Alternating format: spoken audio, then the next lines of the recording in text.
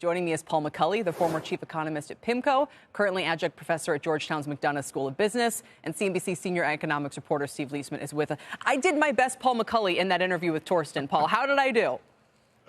I think you did wonderfully. And I think Torsten's making a really good argument for the Fed to temper expectations for 2025.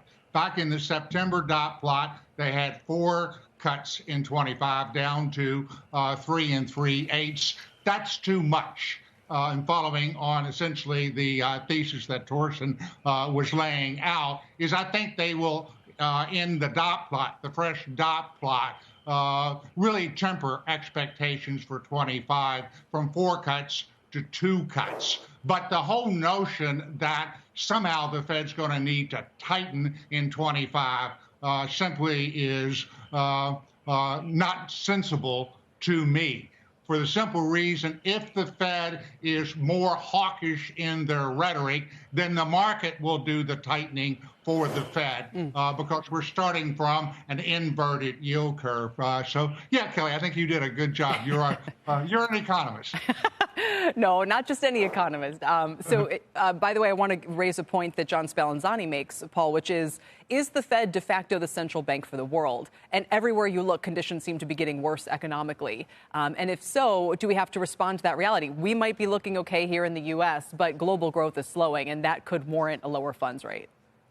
I think that's a pretty loose connection to global economic activity. But to the extent there is that configuration with the United States strong as horseradish versus the rest of the world, the dollar is going to want to go up, and that will tend to be a disinflationary influence, particularly in goods. So yeah, I understand the argument, but it would be a bank shot, not a direct shot. Steve, come on in here and tell us how you think Fed officials, and I think about what Powell has said in terms of how he thinks about these meetings, and he really remains in the driver's seat. And he says a lot of the times my mind is kind of open. He said he's been affected by things he reads in the previous weekend or previous few days. So these things are kind of live. We're going to get the PCE data. Yeah, there's no absolute right answer here. And I don't think there's an absolute wrong answer either, to the extent that if the Fed were to cut a quarter point, I don't believe it's the end of the union as we know it. If they do, I like Paul's reasoning a little bit more. You get a little bit better, closer to a potential neutral rate. If you look at the range of neutrals out there, at least from the September dot plot, they're all higher than the Fed right now by quite a bit, 50, 75 basis points. So you are still exerting some pressure. The other thing is, let's take a look. There's the range of neutrals. It goes from 2.4 to 3.8. So by any measure, the hawkiest person on the committee there. Now look at the 5-year. And actually, Paul and I have a series of discussions offline here.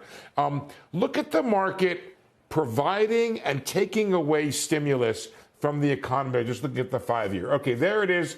Imparting in January, February, March of last year, or this year, it was very high. Then it came and provided some stimulus as the Fed looked like it was going to cut. Now it's taken some of it back. So all is well in that regard, Kelly, in regard to what we're talking about here is what is the stimulus being provided by the market to the future. Sure. To the future, the market has taken some of that stimulus away. So that is still fighting inflation.